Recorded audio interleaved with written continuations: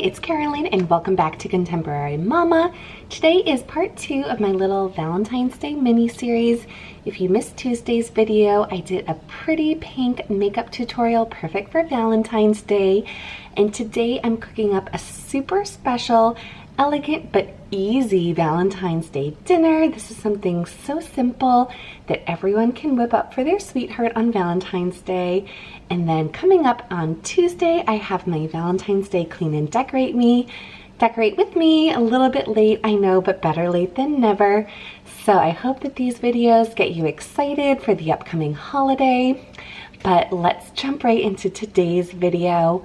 Valentine's Day dinner is supposed to be something a little bit special, a little extra, something you wouldn't normally splurge on. So in my house, that usually means steak or seafood because those tend to be 2 pricier meals. So today I'm going to be doing both. So I'm going to start out with the easiest appetizer ever, shrimp cocktail. This is something that so many of us love, and it's very expensive to order at a restaurant, but it's so easy and inexpensive to do right in your own home. So I'm going to show you how I kind of jazz it up a little bit to make it a little bit extra fun for Valentine's Day. And then we're going to have a 3-course dinner. So we're going to have appetizer, salad, and our entree is going to be a show-stopping beef Wellington. So this is such an amazing decadent meal. It's a total splurge because you do use filet mignon in it, but honestly, it is worth it. It comes out amazing in that delicious flaky puff pastry, and then I love serving it alongside some fingerling potatoes and just a classic Caesar salad. So I'm going to show you how I whip up everything, and what's absolutely perfect about this meal is that all the hard parts, or not even hard parts, but all the prep work can be done in advance. So you can get everything done and out of the way early in the day so that you just have to pop it in the oven and put on your lipstick before you are ready to eat. I think it's really fun to have multiple courses for a special occasion, so I'm going to show you my favorite easy appetizer. It's shrimp cocktail. Everybody loves it, and when you order it at a restaurant, it's pretty expensive. But what I like to do is buy the bags of pre-cooked frozen shrimp whenever they go on sale and just stick them in my freezer for whenever I have people over. And everybody absolutely loves it, and it takes practically 0 effort. All I do is thaw it in my fridge overnight, and then I rinse it with warm water in a colander and then pat them dry. And seriously, that's all that you need to do. They're already peeled, they're already deveined, they are ready to eat. So for a special occasion like Valentine's Day, I thought it would be fun to serve them in these little martini glasses. If you don't have martini glasses, then any little individual sized glass or container will do. So I am just gonna pour some cocktail sauce right in the middle, because you're obviously gonna need that to dip the shrimp in. And then I am going to grab my shrimp and just hang them over the edge of the glass. And seriously, this looks so cute and fancy. It is so perfect, but seriously will only take you 5 minutes, maybe even less.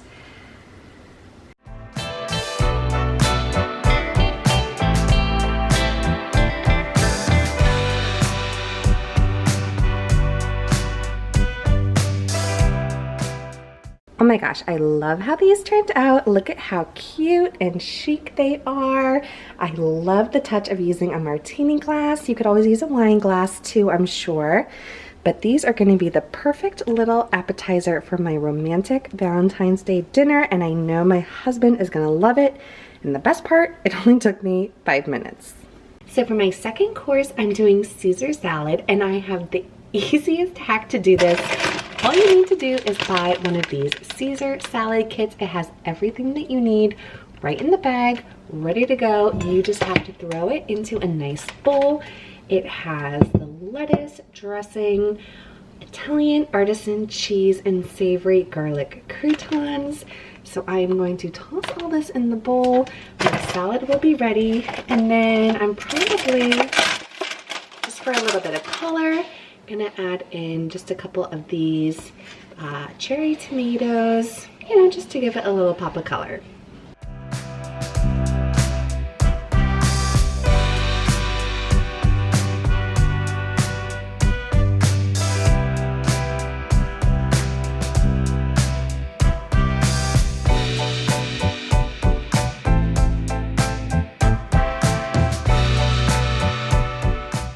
The first step in making the beef Wellington is to make the mushroom paste. And you might think, ew, I don't like mushrooms, but I urge you to still give this a try because there's so many other yummy flavors like onion and garlic and butter. So my husband, who doesn't like mushrooms, still loves beef Wellington.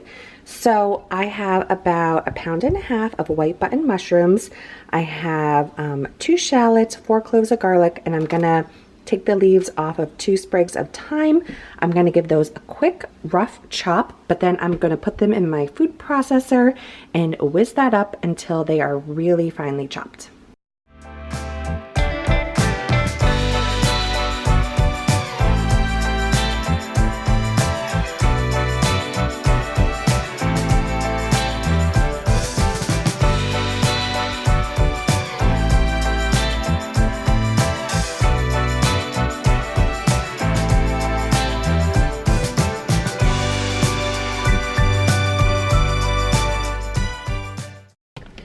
So my mushroom mixture is pretty pureed here. So my mushroom mixture is pretty pureed here. I did add in a little bit of olive oil just so it would blend up a little bit easier. So over here I have a skillet heating up over medium heat, and what I'm gonna do is add in 2 tablespoons of butter and about 2 tablespoons of olive oil, and then I am gonna cook that mushroom mixture for like 8 to 10 minutes, try and get out all the moisture or as much moisture out of that as possible.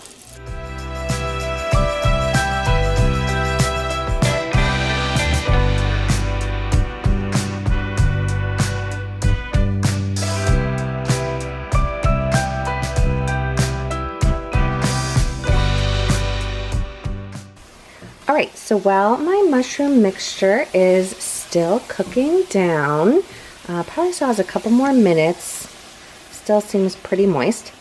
I'm just gonna show you what I did with the beef. So traditionally, beef Wellington uses a large, single, like about 3-pound beef tenderloin. That was a little bit too much because it's just me and my husband, so I opted to get these smaller filet mignon, like individual portioned steaks. So no matter what, if you do like the large 3-pound beef tenderloin or you get the individual size ones, you are going to need to sear them.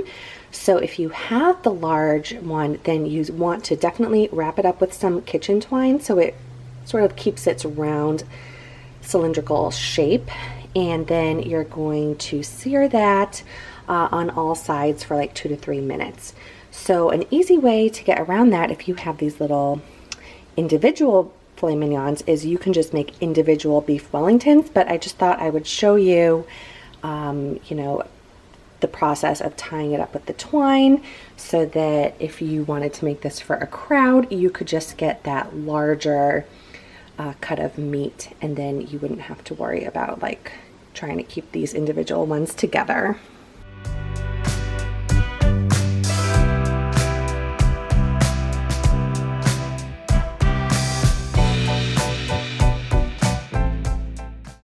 So my mushroom mixture has actually been cooking for about 20 minutes because 10, it still seemed pretty moist.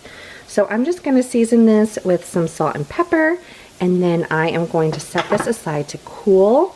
I'm just going to wipe out my skillet and then get the beef seared.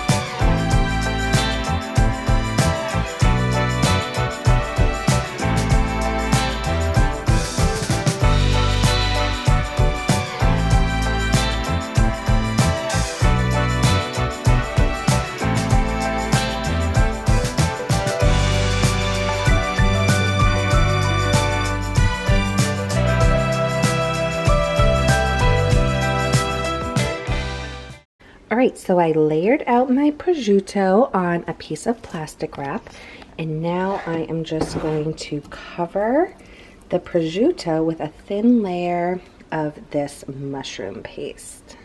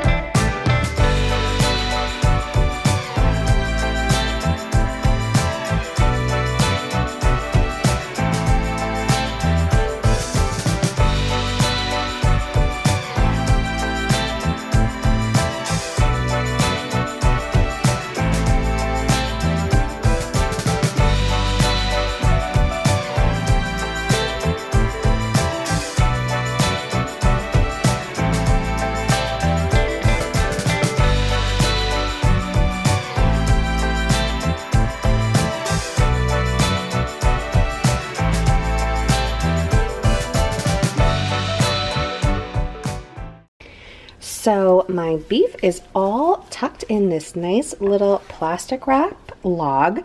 I'm gonna stick this in the fridge for 30 minutes so that it will keep its shape a little bit better.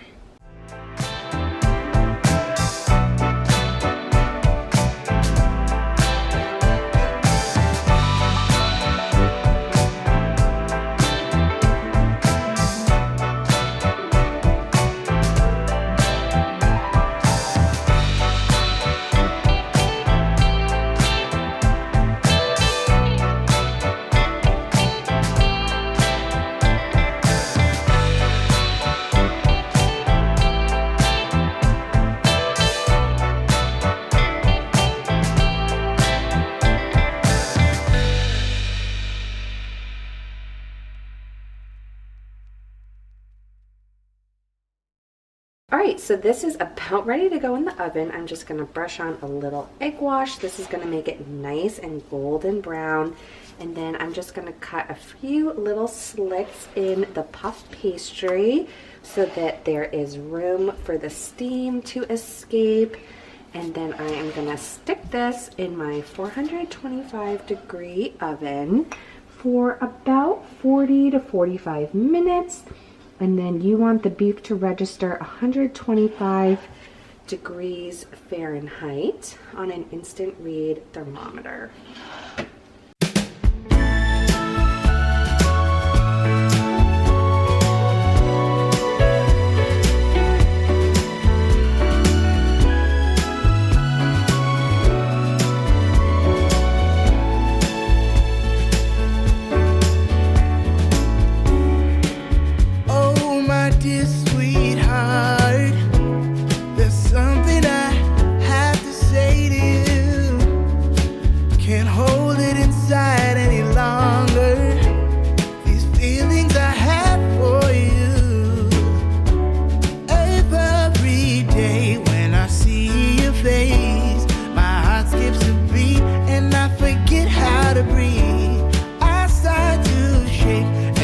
Chest gonna break if I don't get to hold